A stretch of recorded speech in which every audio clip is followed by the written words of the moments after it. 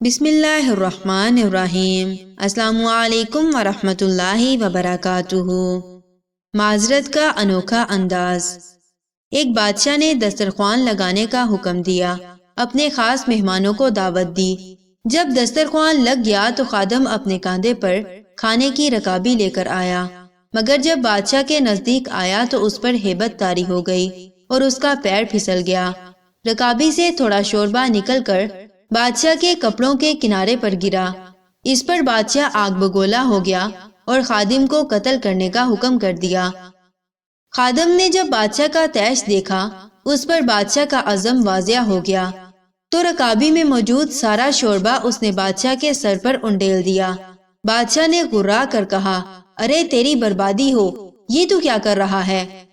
تو خادم نے عاجزانہ انداز میں کہا، بادشاہ سلامت، میں نے یہ حرکت آپ کی عزت و شان غیرت کے تحفظ کے لیے کی ہے۔ یہ سن کر بادشاہ نے کہا، وہ کیسے؟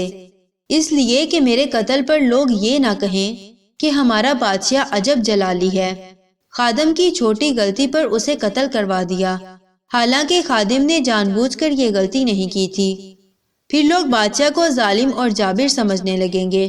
میں نے جان بوجھ کر بھاری غلطی کرنے کی جرت کی تاکہ لوگ اسے معمولی غلطی نہ سمجھیں، اور آپ کو بھی معذرت کرنے کی ضرورت نہیں رہے گی، اور آپ کی ہیبت و عزت بھی لوگوں کے دلوں میں قائم رہے گی۔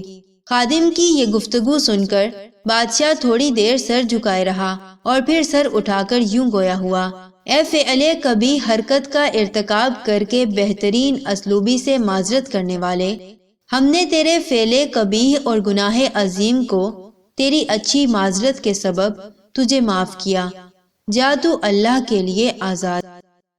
کہتے ہیں نا کہ حکمت سب پر بھاری ہے۔